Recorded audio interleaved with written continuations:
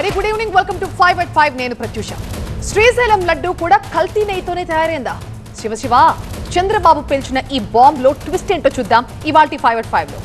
ఇక Telangana BJP local మేనిఫెస్టోని విడుదల చేసింది. మరి అందులో హైలైట్స్ ఏంటో చూద్దాం ఈ రోజు 5 at 5 లో. జీవన్ రెడ్డి కన్నీటి జడులు జగిత్యాల్లో వరదలై పారుతున్నాయి. పనిలో పనిగా కాంగ్రెస్ లో ఉన్న ఆయన కాంగ్రెస్ పై చేస్తున్న విమర్శలేంటో ట్రాక్ చేద్దాం 5 at 5 లో. ఇక ఫిరాయింపులపై 3 వారాల్లో తేల్చని సుప్రీంకోర్టు తెలంగాణ స్పీకర్ ని ఆదేశించింది. అయితే ఇది మిగిలిన దానం కడియంకి మాత్రమే వర్తిస్తాయా? మిస్టర్ క్లీన్స్ సేఫేనా? ఫిఫ్త్ అండ్ ఫైనల్ వన్ అరవ వీడియో సిరీస్ కంటిన్యూ అవుతూనే ఉంది. ఎమ్మెల్యే శ్రీధర్ ఇతర మహిళలతో చేసిన చాటింగ్ కూడా బయటపెట్టారు బాధితురాలు వీణ. ఇందుకే అందులో ఏముంది ఫోకస్ చేద్దాం ఈ బులెటిన్.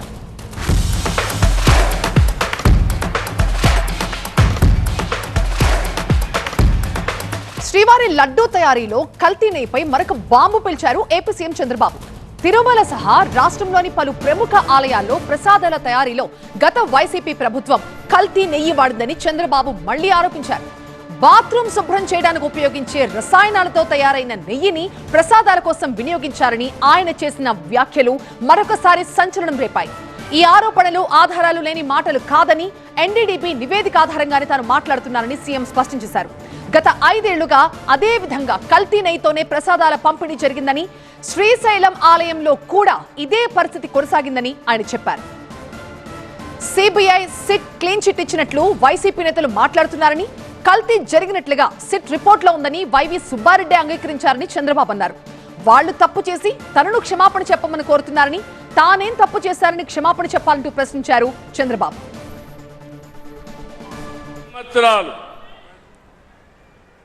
కల్తీ అయిన గీ బాధేస్తుంది. అలాంటి గీ తీసుకొచ్చారు, మామూలు కెమికల్స్ తో తయారు చేశారు. పేపర్లో వస్తే నాకే ఆశ్చర్యం వస్తా ఉంది. ఎలాంటి కెమికల్స్ అంటే మన బాత్రూముల్లో వేసి క్లీన్ చేసే కెమికల్ని గీలో వేసి దాన్ని మళ్ళీ లడ్డు చేసి మనం తినే పరిస్థితికి వచ్చామని వస్తున్నాయి. శ్రీశైలంలో కూడా కల్తీ జరిగిందని, కెమికల్స్ 2 ఉన్నాయి. కెమికల్స్ వాడినప్పుడు కొన్ని వెజిటబుల్ వాడతారు. వెజిటబుల్ ఫ్యాట్ వాడితే ఎక్కువ రేటు, అనిమల్ ఫ్యాట్ అయితే తక్కువ రేటు. అది కూడా కలిపారని ఎన్డీడీబీ రిపోర్ట్ ఇచ్చే పరిస్థితికి వచ్చింది. నిన్నే మాట్లాడాడు, సిబిఐ ఇచ్చింది, సిట్ ఇచ్చింది, ఏమీ లేదని చెప్పింది అని అంటాడు. వాళ్ళ బాబాయ్ నిన్నే మాట్లాడతాడు, సిట్ చెప్పింది కల్తీ ఉందనింది కానీ ఎనిమల్ ఫ్యాట్ లేదని మాట్లాడతాడు. నేను మాట్లాడలేదు. నేను ఎందుకంటే ఒక భక్తుడిగా చెప్తున్నా, నేను కూడా మాట్లాడకూడదు. వెంకటేశ్వర స్వామి పవిత్రత కోసం అని ఆలోచించాను. మా అసోసియేట్ ఎడిటర్ ఈశ్వర్ ప్రస్తుతం లైవ్ లో జాయిన్ అవుతున్న మరింత సమాచారంతో. ఈశ్వర్, తిరుమల లడ్డు ఘటన రాజేసిన మంటలే ఇంకా చల్లారలేదు. ఇప్పుడు మళ్ళీ శ్రీశైలంలో లడ్డు తయారీలో కూడా ఆ ప్రసాదంలో కూడా కల్తీనే కలిసిందని మరొక బాంబు పిలిచారు సీఎం చంద్రబాబు. ఏంటి ఎపిసోడ్ ఎటు టర్న్ అవుతోంది? ఎగ్జాక్ట్లీ, గతంలో రాష్ట్రంలో రాజకీయాల అభివృద్ధి సంక్షేమం చుట్టూ జరిగాయి. కానీ ప్రస్తుతం దేవాలయాలు, ప్రసాదాలకు సంబంధించిన పవిత్రమైన ప్రసాదాల చుట్టూ రాజకీయాలు జరుగుతున్నాయన్నట్టుగా అర్థం చేసుకోవాల్సిన నేపథ్యం. ఎందుకంటే తిరుపతి లడ్డు వ్యవహారం పెద్ద ఎత్తున దుమారం లేపింది. రాజకీయ పార్టీల మధ్య ఆరోపణలు దాటి అది ఒక రాజకీయ వ్యూహంలో భాగంగా మారింది అన్నట్టుగా 2 పార్టీలు అదే వ్యవహారాన్ని కేవలం ఒక విమర్శగానో ఆరోపణగానే కాక దాన్ని సుదీర్ఘకాలం కొనసాగించే ఆలోచనతో ఉన్నట్టుగా అర్థం చేసుకోవచ్చు. అందుకే దీనికి సుదీర్ఘమైన ప్రణాళిక కూడా పన్నుతున్నారు. నిన్న ఏకంగా కూటమి పార్టీలు సమావేశాన్ని ఏర్పాటు చేసుకుని దీన్ని ప్రజల్లోకి బలంగా తీసుకోవడానికి అవసరమైన కార్యాచరణ కూడా రూపొందించుకున్న నేపథ్యం. దీనికి ప్రధానంగా మొదటగా ఎన్డీడీబీ ఇచ్చిన రిపోర్ట్లో జంతు కొవ్వు ఉంది అని చెప్పి, అందులో జంతు కొవ్వు కలిసి ఉండే అనుమానాలు ఉన్నాయని చెప్పి తిరుపతి లడ్డూలో కొంత ఎన్డీడీబీ రిపోర్ట్ మొదట వచ్చింది. దాన్ని బేస్ చేసుకుని ముఖ్యమంత్రి దానికి సంబంధించి వ్యాఖ్యలు చేస్తే, కానీ దాన్ని పూర్తిగా తర్వాత వచ్చిన సిబిఐ నివేదికలో, సిబిఐ రిపోర్ట్లో కావచ్చు, సిట్ నివేదికలో జంతు కొవ్వు కలవలేదని స్పష్టం చేసింది. అందుకే ముఖ్యమంత్రి స్వయంగా రాజకీయాల కోసం వెంకటేశ్వర స్వామిని వాడుకుంటున్నారని ప్రతిపక్ష నేత జగన్ కావచ్చు, లేకపోతే ప్రతిపక్ష పార్టీ నేతలు తీవ్ర విమర్శలు చేస్తుంటే, మరొక వైపు మీరు కేవలం పూర్తి స్థాయిలో నెయ్యిని కల్తీ చేయడం కావచ్చు, లేకపోతే యానిమల్ ఫ్యాట్ ఉందన్న అనుమానాలు ఉన్నాయని ఎన్డీడీబీ రిపోర్ట్ నేను చెప్తే దాన్ని బుకాయించే ప్రయత్నం చేస్తున్నారు. పెద్ద ఎత్తున మీరే దాన్ని జనాల్లోకి తీసుకెళ్లే ప్రయత్నం చేస్తున్నారు. ఇట్లాంటి వాటికి భయపడిపోనంటూ ముఖ్యమంత్రి పెద్ద ఎత్తున నిన్న మాట్లాడారు. సో మళ్ళీ ఈరోజు ఆయన శ్రీశైలాన్ని కూడా దాన్ని కలుపుతూ శ్రీశైలంలో కూడా కల్తీ నెయ్యి కలిపారు. కేవలం తిరుమల తిరుపతికి మాత్రమే ఇది పరిమితం కాలేదు. 2022 మే నుంచి 2023 జూన్ వరకు ఈ నెయ్యి కొంత దాదాపుగా 15 కోట్ల విలువ చేసే 3,50,000 కేజీల నెయ్యిని శ్రీశైలంకి కూడా వినియోగించారు. అందులో కూడా దాంట్లో మెడికల్ దానికి సంబంధించిన NDDB ల్యాబ్లో చేసిన టెస్టుల్లో దాన్ని చూస్తే కొంత కెమికల్ కంటామినేషన్ జరిగింది. టాయిలెట్స్ క్లీనర్స్ని అందులో వాడారు అన్న నివేదిక వచ్చింది. దాంట్లో ఆ మేరకు సిట్ రిపోర్ట్లో కూడా వాటిని పేర్కొన్నారు. అంటే వాటిని టాయిలెట్ క్లీన్ చేసే హార్పిక్ లాంటి వాటితో ఆ ప్రసాదాల లడ్డూ తయారు చేసే నెయ్యిని వాటితో మిక్స్ చేసి వాటితో ప్రసాదాన్ని తయారు చేశారు. అవి హిందూ ధర్మ పరిరక్షణకి ఇబ్బంది కలిగించే విధంగా, హిందూ మత విశ్వాసాలకి విఘాతం కలిగించే విధంగా గత ప్రభుత్వం వ్యవహరించిందని చెప్పి పెద్ద ఎత్తున ముఖ్యమంత్రి తీవ్రస్థాయిలో ధ్వజమెత్తే ప్రయత్నం చేస్తున్నారు. ఇది కేవలం కింది స్థాయి ఉద్యోగుల తప్పు వల్ల జరిగింది కాదు, ఇది ఉద్దేశపూర్వక కుట్ర. ఇది హిందూ మత విశ్వాసాల మీద దెబ్బతీసే చర్యగా తెలుగుదేశం పార్టీ కావచ్చు, తెలుగుదేశం పార్టీ అధినేత ముఖ్యమంత్రి కావచ్చు, లేదా కూటమిని లీడ్ చేస్తున్న పార్టీ అధినేతగా ఆయన పెద్ద ఎత్తున ప్రచారం చేసే ప్రయత్నం చేస్తున్నారు. ఆ దిశగానే ఈ వ్యాఖ్యలు చేయడం జరిగింది. దీనికి సంబంధించి ప్రతిపక్షం కూడా కౌంటర్ గట్టిగానే ఇస్తున్న నేపథ్యంలో ఇది ఎంతకాలం ఇలా ముందుకు తీసుకెళ్తారు, ఇది భవిష్యత్తులో ఎలాంటి టర్న్ తీసుకుంటుందో చూడాల్సిన నేపథ్యం కనిపిస్తుంది. Right Eshwar, thank you. ఇక మున్సిపల్ ఎన్నికల కోసం మేనిఫెస్టోను రిలీజ్ చేశారు తెలంగాణ బీజేపీ రాష్ట్ర అధ్యక్షుడు రామచంద్ర. మున్సిపాలిటీ, మున్సిపల్ కార్పొరేషన్లలో ఇంటి పన్ను సహా ఎలాంటి పన్నుల పెంపు ఉండదని ప్రకటించారు. ఇక సింగిల్ విండో సిస్టమ్ ద్వారా వారంలో ఇళ్ల నిర్మాణాలకు అనుమతులు, ప్రతి వార్డ్ డివిజన్లో బస్తీ దవాఖానాల బలోపేతానికి కృషి, చౌక ధరల్లో మందులు. ఇక అర్హత కలిగిన మున్సిపాలిటీలు, కార్పొరేషన్లను స్మార్ట్ సిటీస్ గా ప్రకటించేలా కేంద్రాన్ని ఒప్పిస్తామని మేనిఫెస్టోలో ప్రకటించారు. మరోవైపు మున్సిపాలిటీ, కార్పొరేషన్లను క్లీన్ సిటీ, గ్రీన్ టౌన్ గా తీర్చిదిద్దుతామని బీజేపీ హామీ ఇచ్చింది. దోమలు, కోతులు, పందులు, కుక్కల బెడదను నివారిస్తామని ప్రకటించారు. ట్రాఫిక్ రద్దీ నియంత్రణకు అండర్ పాస్, ఓవర్ హెడ్ బ్రిడ్జ్లు నిర్మిస్తామని, 100% అండర్ గ్రౌండ్ డ్రైనేజీ వ్యవస్థను ఏర్పాటు చేస్తామని, మున్సిపాలిటీల్లో దేవాలయాల పరిరక్షణ, కబ్జాల నుంచి దేవాలయ భూముల విముక్తి, ప్రతి మున్సిపాలిటీలో గోశాలల ఏర్పాటుతో గోవులకు రక్షణ కల్పిస్తామని హామీ ఇచ్చారు. ఇక పోలీస్ శాఖ సహకారంతో షీ టీమ్స్ వ్యవస్థ బలోపేతం చేసేలాగా స్కిల్ డెవలప్మెంట్ సెంటర్లు, క్రమం తప్పకుండా జాబ్ మేళాలు ఏర్పాటు చేస్తామని ప్రకటించారు. అవినీతి రహితమైనటువంటి ఒక పురపాలక పరిపాలన ఉంటుంది. ఎవరైనా మా పార్టీలో అవినీతికి పాల్పడితే వెంటనే వారి మీద చర్య కూడా ఉంటుంది. అంతేకాకుండా ఏ అధికారులు అయితే ఏంది, ఎవరైతే ఏంది అంటే పనిచేసే వ్యక్తులు కానీ సిబ్బంది కానీ ఎవరు అవినీతికి పాల్పడ్డా వాళ్ళ మీద చర్య ఉంటుంది. ఈ మేనిఫెస్టోని స్పష్టంగా చెప్తున్నాం.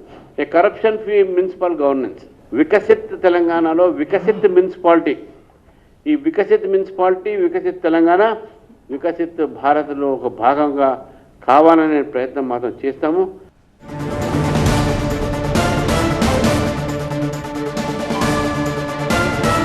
తెలంగాణలో పవన్ మున్సిపల్ ఎన్నికల ప్రచారం రద్దయింది. రేపు ఎల్లుండి బీజేపీ తరఫున ప్రచారానికి జనసేన ప్లాన్ చేసింది. కానీ అనివార్య కారణాలతో ప్రచారం రద్దు చేసుకుంటున్నట్లు జనసేన ప్రకటించింది.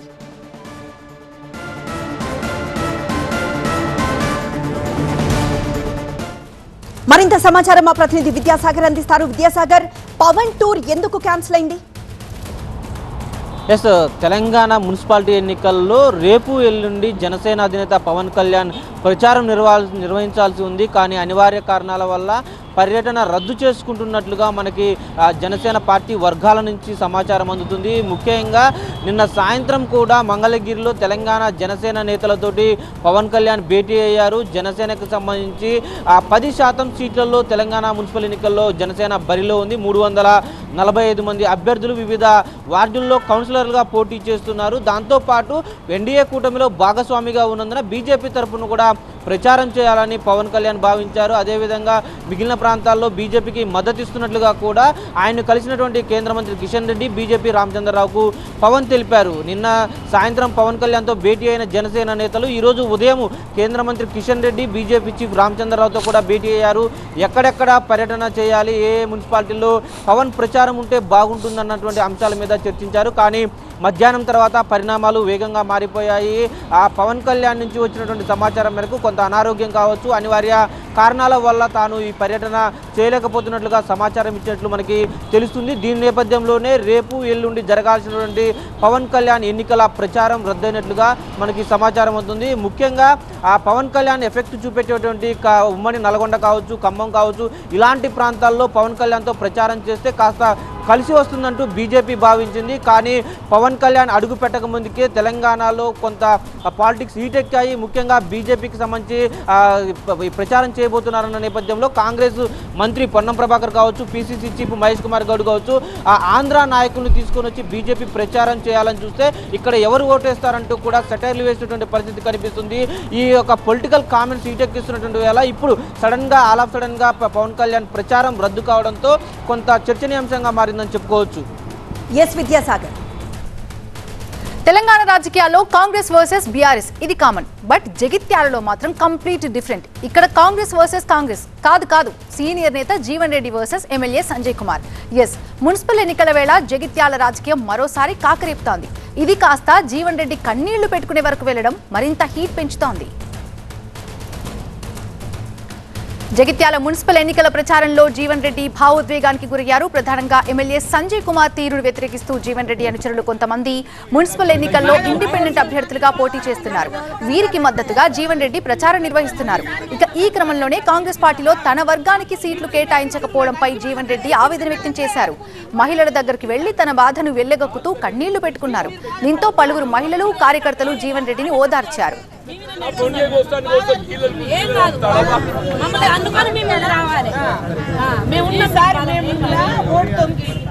మరోవైపు జగిత్యాల మున్సిపల్ ఎన్నికల్లో తన వర్గానికి సీట్లు కేటాయించకపోవడంపై జీవన్ రెడ్డి తీవ్ర ఆగ్రహం వ్యక్తం చేశారు. కాంగ్రెస్ పెద్దల తీరుపై కూడా ఆయన హాట్ కామెంట్స్ చేశారు. జగిత్యాలలో రాజకీయంగా తన మెడ నరకడానికి కాంగ్రెస్ ప్రయత్నిస్తుందన్నారు. తన భుజాలుగా ఉన్న వ్యక్తుల్ని దూరం చేశారని ఆవేదన వ్యక్తం చేశారు. పార్టీ మారితే రాళ్లతో కొట్టాలని గతంలో చెప్పిన రేవంత్ రెడ్డి ఇప్పుడు మాత్రం ఫిరాయింపులను ప్రోత్సహిస్తున్నారని జీవన్ రెడ్డి ఆరోపించారు.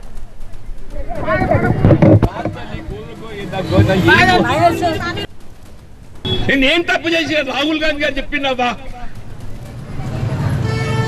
చట్టసభకి ఏ పార్టీకి ఎంపిక అదే పార్టీలు ఉండాలి. ఇదే రేవంత్ రెడ్డి గారు చెప్పిండ్రు, ఎవడ పార్టీ మాత్రం రాళ్ళ బట్టి కొట్టు అని చెప్పిండు. నిజమాబద్దామా? పోయిన ఎలక్షన్ అప్పుడు రేవంత్ రెడ్డి గారు ఏదిస్తున్నదో వారసే పిసిసి అధ్యక్షుడుగా ఎవడ ఒక పార్టీకి గెలిచి ఇంకో పార్టీకి మారితే పార్టీ ఫిరాయిస్తే రాళ్లతో కొట్టండి చెప్పి పిలిపించిన నిజామాబాద్ని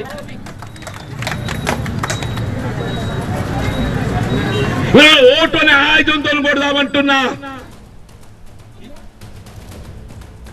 నిజానికి జగిత్యాల ఎమ్మెల్యే సంజయ్ కుమార్ ని కాంగ్రెస్ లో చేర్చుకోవడాన్ని జీవన్ రెడ్డి మొదటి నుంచి తీవ్రంగా వ్యతిరేకిస్తూనే ఉన్నారు. ఆయన కాంగ్రెస్ లో జాయిన్ అయిన దగ్గర నుంచి కూడా సంజయ్ తో పాటు సొంత పార్టీతోనే పోరాటం కూడా చేస్తున్నారు. సీఎం రేవంత్ రెడ్డి టార్గెట్ గా విమర్శలు కూడా చేశారు. పార్టీ ఫిరాయింపులకు వ్యతిరేకంగా రాహుల్ గాంధీ జాతీయ స్థాయిలో పోరు సాగిస్తుంటే ఇక్కడ రేవంత్ రెడ్డి మాత్రం అందుకు భిన్నంగా వ్యవహరిస్తున్నారని జీవన్ రెడ్డి మండిపడ్డారు. పూర్తి అప్డేట్స్ అందించడానికి కరీంనగర్ నుంచి మా ప్రతినిధి సంపత్ లైవ్ లో సిద్ధంగా ఉన్నారు. సంపత్, జీవన్ రెడ్డి కన్నీటికి గల కారణాలు ఏంటి అసలు?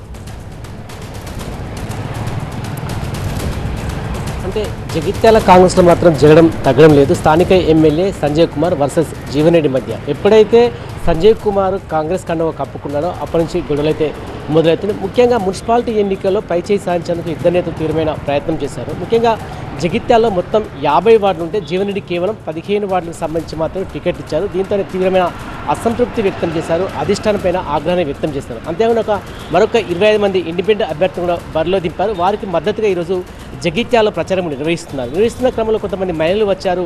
నాకు పార్టీ తీవ్రమైన అన్యాయం చేసింది, ఇదంతా కూడా కాంగ్రెస్ కోసం కష్టపడినప్పటికీ ఎందుకోసం టికెట్ ఇవ్వలేదంటూ కూడా మహిళలతో మాట్లాడి కొంతమంది మహిళలు కూడా ఏడ్చారు. అప్పుడు జీవన్ రెడ్డి కూడా ఏడ్చి తన అధిష్టాన తీరుపైన ఆగ్రహాన్ని వ్యక్తం చేశారు. ఎందుకంటే 4 దశాబ్దాల పాటు కూడా కాంగ్రెస్ కోసం పనిచేశారు. చాలామంది కార్యకర్తలు కాంగ్రెస్ బలోపేతం కోసం పనిచేశారు. కానీ సంజయ్ వర్గానికి ఏ విధంగా టికెట్లు ఇస్తారు, ఫిరాయింపులను ప్రోత్సహిస్తారని చెప్పి కూడా తీవ్రమైన విమర్శలు అయితే చేశారు. ఖచ్చితంగా తన వర్గం సంబంధించిన నేతలే గెలుస్తారు. ఎందుకంటే ఎవరైనా నిజమైన కాంగ్రెస్ కార్యకర్తలకి మాత్రమే ఓటు వేయాలి, మీరు సింబల్ని చూడకూడదు, కాంగ్రెస్లో పనిచేసిన వారిని గెలిపించాలంటూ కూడా 25 మంది ఇండిపెండెంట్ అభ్యర్థులు కలిసి ఆయన జగిత్యాలలో ప్రచారం నిర్వహిస్తున్నారు Jeevan Reddy. Right, thank you Sampath. Jogi Ramesh ఇంటికి చేరుకున్నారు వైఎస్ జగన్. దాడిలో ధ్వంసమైన ఇంటిని పరిశీలించారు జగన్. జోగి రమేష్ కుటుంబ సభ్యులకి జగన్ పరామర్శిస్తున్నారు.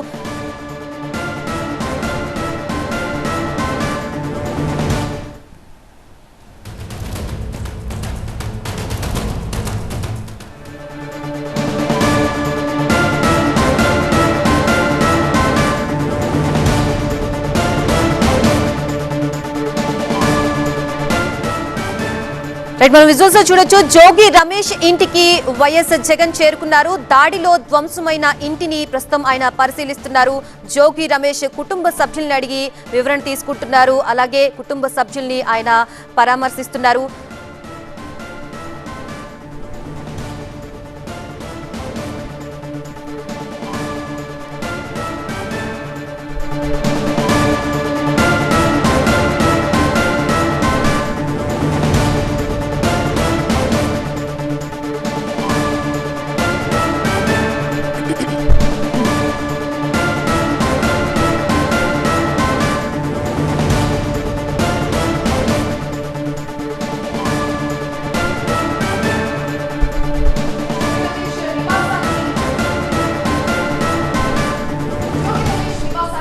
వైఎస్ జగన్ చేరుకున్నారు. పెట్రోల్ బాంబు విస్తరణ సమయంలో ఆయన బాల్కనీలో పెద్ద ఎత్తున మంటలు చెలరేగిన దృశ్యాలు ఆ రోజు దాడి ఘటన సమయంలో చూసాం. ఆ ప్రాంతంలో ప్రస్తుతం జగన్ అసలు అక్కడ ఆ రోజు ఏం జరిగింది, ఎలా జరిగిందనే విషయాల్ని ఆయన అడిగి తెలుసుకుంటూ ఉన్నారు. నిన్న అంబటి కుటుంబాన్ని కూడా ఆయన పరామర్శించారు. ఇవాళ జోగి రమేష్ నివాసానికి వెళ్లారు జగన్. ఇక జగన్ రాక నేపథ్యంలో భారీ ఎత్తున కార్యకర్తలంతా కూడా జోగి రమేష్ నివాసం దగ్గరికి చేరుకున్నారు. ఇక పోలీసులు సూచించిన రూట్ లోనే జగన్ ఈ రోజు అక్కడికి చేరుకున్నారు. పెద్ద ఎత్తున కార్యకర్తలంతా కూడా అక్కడికి చేరుకుని ఆయనకి ఘన స్వాగతం పలికారు. వాళ్ళందరికీ కూడా అభివాదం చేసుకుంటూ జగన్ కాన్వాయ్ ముందుకు నడిచింది. ఇక జోగి రమేష్ ఇంట్లోకి వెళ్లిన అనంతరం ఇంట్లో ఎక్కడెక్కడ డ్యామేజ్ అయింది, అసలు ఆ దాడి జరిగిన రోజు ఏం జరిగిందన్న వివరాలన్నీ కూడా జోగి రమేష్, ఆయన భార్య, ఆయన కుమారుడు ఆ ఘటనకు సంబంధించిన వివరాలన్నీ కూడా జగన్ కి చెప్పినట్టుగా తెలుస్తోంది. జగన్ వెంట వైసీపీ ముఖ్య నేతలంతా కూడా ఉన్నారు. దేవినేని అవినాష్ తో పాటుగా ఇతర ముఖ్య నేతలు కూడా జగన్ వెంటే ఉన్నారు. ఆ దాడి సమయంలో ఇంట్లో అందరూ ఎలాంటి పరిస్థితులు ఫేస్ చేశారో అవన్నీ కూడా జగన్ కి వివరించే ప్రయత్నం చేస్తున్నారు జోగి రమేష్. ఇక ఇంట్లో ఉన్న వాళ్ళందరినీ కూడా ఆయన పరామర్శించారు.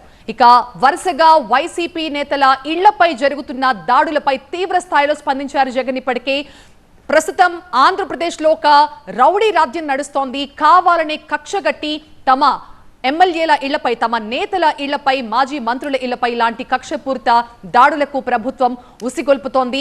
మొత్తం అన్ని రాసి పెట్టుకుంటున్నాం, వచ్చిన తర్వాత వడ్డీతో సహా తిరిగి చెల్లిస్తామని ఇప్పటికే జగన్ మాట్లాడుతూ వార్నింగ్ కూడా ఇచ్చారు. ప్రస్తుతం జోగి రమేష్ నివాసం దగ్గర జగన్ పరామర్శ కొనసాగుతోంది. దాడి వివరాలపై జోగిని అడిగి తెలుసుకున్నారు వైఎస్ జగన్.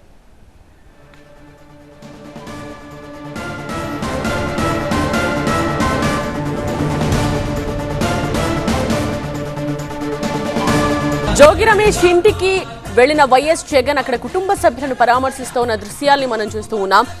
పెట్రోల్ బాంబులతో అక్కడ ఏర్పడిన పరిస్థితిని జోగి రమేష్ స్వయంగా వైఎస్ జగన్ కు వివరిస్తూ ఉన్న దృశ్యాలు ఒకవైపు మనం చూస్తున్నాం. ఇక కుటుంబ సభ్యుల్ని పరామర్శిస్తున్న దృశ్యాల్ని కూడా చూడొచ్చు. ఒక్కసారిగా ప్రాంతం అంతా కార్యకర్తల హడావిడితో కిక్కిరిసిపోయిన సందర్భాన్ని కూడా మనం చూసాం. దాదాపు 35 కిలోమీటర్ల దూరానికి 6 గంటల ప్రయాణం చేయాల్సి వచ్చింది. ఎందుకంటే అడుగడుగున కార్యకర్తలు అభిమానులతో అక్కడ కిక్కిరిసిపోయిన పరిస్థితి ఏర్పడిన కారణంగా కాస్త ఆలస్యంగానే జోగి రమేష్ ఇంటికి ఆయన చేరుకున్నారు. 6 గంటల ప్రయాణం తరువాత ఇప్పుడే జోగి రమేష్ ఇంటికి చేరుకున్న వైఎస్ జగన్ ప్రస్తుతం అక్కడ దాడి దృశ్యాల్ని, అక్కడ జరిగిన విధ్వంసాన్ని ఆయన పరిశీలిస్తున్న దృశ్యాల్ని మనం చూస్తూ ఉన్నాం. పెట్రోల్ బాంబులతో విరుచుకుపడిన తరువాత పెట్రోల్ బాంబుల వల్ల అక్కడ కలిగిన నష్టాన్ని, ఆ క్షణంలో వాళ్ళు భయాందోళనకు గురైన సందర్భాన్ని గుర్తు చేసుకుంటూ జోగి రమేష్ వివరిస్తూ ఉన్న దృశ్యాలను ఒకవైపు మనం చూస్తూ ఉన్నాం. మరోవైపు వాళ్ళ కుటుంబ సభ్యుల్ని జోగి రమేష్ కుటుంబ సభ్యుల్ని వైఎస్ జగన్ పరామర్శిస్తున్న దృశ్యాల్ని మనం చూడొచ్చు. జగన్ రాకతో ఇబ్రహీంపట్నం మొత్తం ఎలా కిక్కిరిసిపోయిందో కూడా మనం చూస్తూ ఉన్నాం. ఒక్కసారిగా అభిమానులు, కార్యకర్తలు ఉవ్వెత్తున అలా దూసుకురావడంతో కాస్త ఇబ్బందికర వాతావరణమే ఏర్పడింది. ప్రయాణానికి దాదాపు 6 గంటల సమయం పట్టింది. తాడేపల్లిగూడ నుంచి ఇక్కడికి చేరుకోవడానికి చాలా ఎక్కువ సమయం పట్టడంతో ఇప్పుడే కాసేపటి క్రితమే వైఎస్ జగన్ జోగి రమేష్ ఇంటికి చేరుకున్నారు.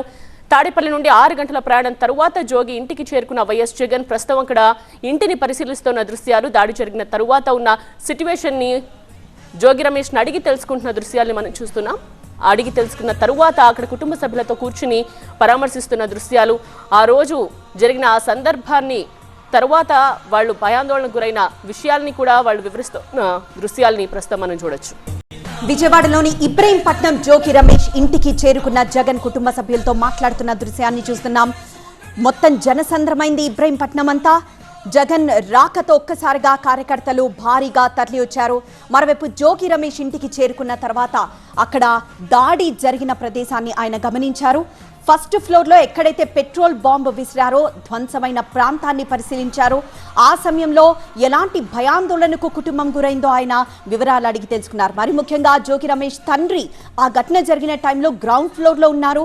ఆయన ఎంత భయాందోళనకు గురయ్యారన్న విషయం, అలానే జోగి రమేష్ భార్య, పిల్లలు, అలానే జోగి రమేష్ తండ్రి వీళ్ళంతా గ్రౌండ్ ఫ్లోర్లో ఉండడంతో పైన జరుగుతున్న విధ్వంసానికి సంబంధించి వివరాలు అడిగి తెలుసుకున్నారు. మరోవైపు ఎక్కడైతే పెట్రోల్ బాంబ్ పడిందో ఆ ప్రదేశాన్ని స్వయంగా ఆయన వెళ్లి పరిశీలించి కాసేపు అక్కడే ఉండి జరిగిన తీరు, ఆ ఘటన జరిగిన తీరుని అడిగి తెలుసుకున్నారు. ముఖ్య నేతలు, వైసీపీ ముఖ్య నేతలు కూడా జగన్ వెంట ఉన్న దృశ్యాన్ని ఒకవైపు చూస్తున్నాం.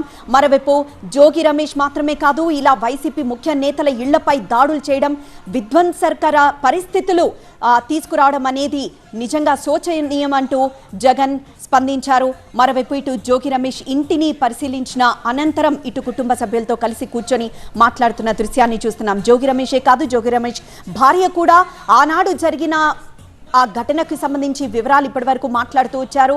అలానే తండ్రిని కూడా కాసేపు కొన్ని వివరాలు అడిగి తెలుసుకున్నారు జగన్. తండ్రి కూడా ఆ రోజు ఎలా భయాందోళనకు గురయ్యారన్న విషయం ఆయన కూడా స్వయంగా వివరించారు.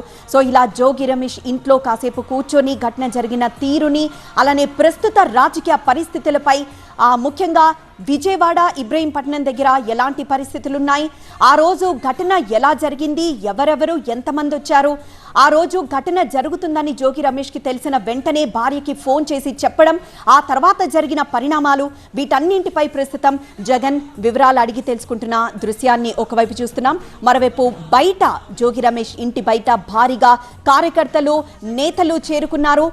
ఇలా వైసీపీ నేతల ఇళ్లపై దాడుల్ని ఖండిస్తూనే ఉన్నారు. మరోవైపు ఇటు టీవీలో ఆ రోజు ఎలాంటి విధ్వంసకర దృశ్యాలు కనిపించాయో ఆ రికార్డ్ అయిన సీసీ ఫుటేజ్ను జోగి రమేష్ స్వయంగా జగన్కి చూపిస్తున్న దృశ్యాన్ని చూడొచ్చు.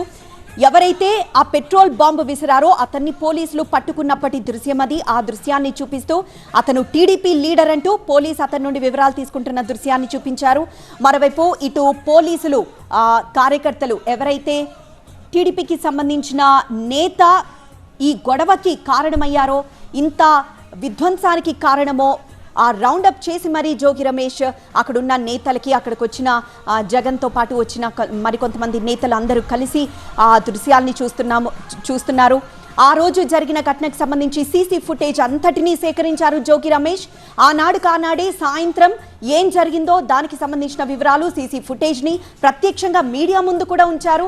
ఎవరెవరు దాడులు చేశారు, ఎలాంటి దాడులు చేశారు, కర్రలు విసిరిందెవరు, రాళ్లు విసిరిందెవరు, పెట్రోల్ బాంబు విసిరిందెవరు అంటూ ఆయన స్వయంగా సీసీ ఫుటేజ్ని ఆయన మీడియాకి చూపించి వివరించారు. దానికి సంబంధించిన దృశ్యాలు స్పష్టంగా కనిపిస్తున్న ఆ నేతలు లేకపోతే కార్యకర్తలు ఎవరు అన్న విషయాన్ని ఆయన జగన్కి వివరిస్తున్న దృశ్యాన్ని చూస్తున్నాం.